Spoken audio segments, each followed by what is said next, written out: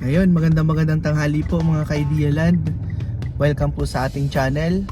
Yung mga hindi pa po nakasubscribe, please subscribe our channel para updated po kayo sa lahat ng ating mga bagong property na inilalagay dito sa ating channel. Ano po? So ngayon, andito kami ngayon sa bayan ng Mulanay. May inasikaso lang dito sa LBC, may pinapadala mga documents sa client. So, meron tayo ngayong bagong property mga ka-Idea Land na 5,000 square meters. Dito daw po ay beach farm. So, maganda daw ang beach. So, titignan natin. Kasi actually dito sa Mulanay po ay magaganda talaga ang beach. Kaya marami din pong bumibili dito. Yung mga naghahanap po ng beach property sa parting Mulanay, Quezon, ito po, mamaya tingnan nyo po kung magugustuhan nyo itong ipapakita natin.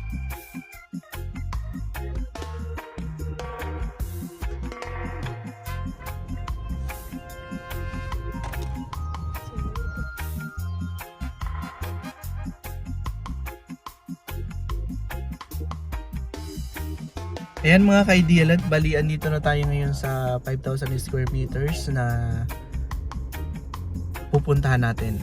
Bali, ang oras ngayon na dumating kami ay 12:40. So, bali, galing ako sa bayan ng Mulanay ay 12:11. Tapos nakarating ako dun sa papasok dito ng 12:17, yung may arkong yellow po. So, 17... yun nga, 12, 11, 17, so bali 6 minutes. Tapos yun, minus natin yung ano.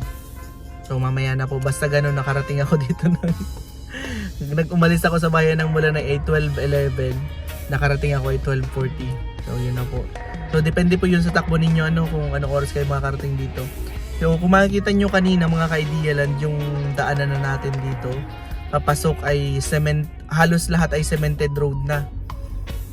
Two-way. So malaki yung natin, hindi yung one way lang, so salubungan yung sasakyan na maganda. Kasi ito po talaga ay gagawing ecotourism road. So lahat po ito sesementohin, yun yung kagandahan. Ayun nga, bali tayo dun sa may ay 37. So 3 minutes lang yung from the end ng ng cemented road. Pero dun sa unahan po ay medyo may mga putol-putol pang kaunti na hindi na sesemento. Pero andun naman na parang sesementohin na talaga nila, tatapusin nila yun. So sana sa mga susunod na buwan ay hanggang dito na mismo yung cemented road. Kasi tuloy-tuloy naman lang po yan. So paano yun? Paano po mga ka-Idea Land? Baba na muna po ako ng sasakyan at bibidyohin na po natin yung 5,000 square meters na beach farm. So cut ko muna po. Hawakan mo ang aking kamay at tayong dalawa'y mag-asing ng kaligayahan. Bitawan mo ng salita, ako ay handa nang tumapak sa lupa. Tapos na ang paghihintay, nandito ka na, oras ay nag-iinip, magdahan-dahan, sinasangsang bawat kulita, na para bang tayo di natatandahan. Gayang lu'y nasa muling, sambit na ng iyong mga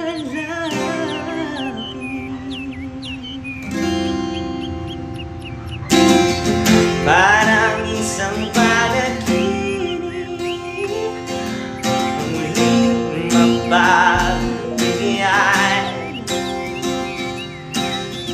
Tayo'y muling magkasama, ang dati ay baliwala. Tayo'y muling magkasama, ang dati ay baliwala. So ito na po ako mga ka-Idea Land sa mismong property. Bale, ito pong beach farm natin ay located dito sa Ibabang Uni, Mulanay, Quezon. So bali yun yung harapan ng beach. Tapos ito naman po yung daanan natin. Ayan. So bali ito yung sinasabi ko sa inyong ecotourism road na gagawin. Ano po?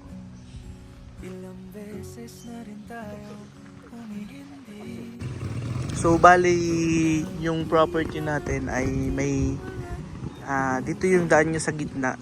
Malawak naman yung beach area niya. Tapos ito yung farm area. Ano po mga ka-idealan. So bali yung mga katabi niya ay yan, nagpabakod na po. Tapos dito naman may bakod na rin. Ito. Ayan, papunta po yan doon. Malawak pa po yung farm area niya.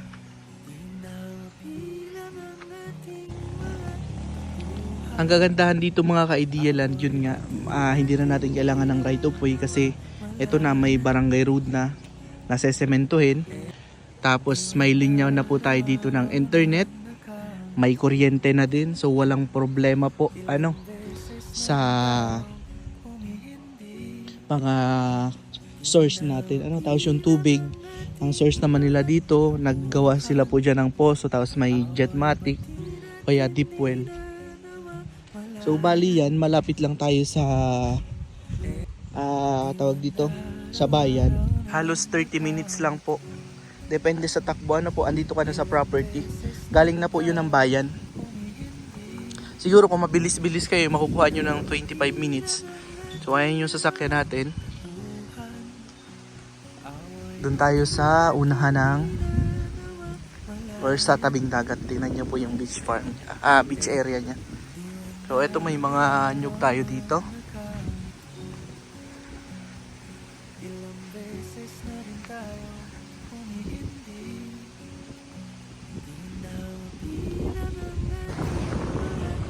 Yan mga ka-idealan, so bali napakita ko na sa inyo. Mamaya i-drone ko na lang yung farm area nya. Kasi flat naman po yan dyan. Wala naman pa helio, flat. So ang karaniwan lang nakikita kong tanim doon. Ayan, may saging tayo, mga nyug. Nalinisan po yung farm area doon.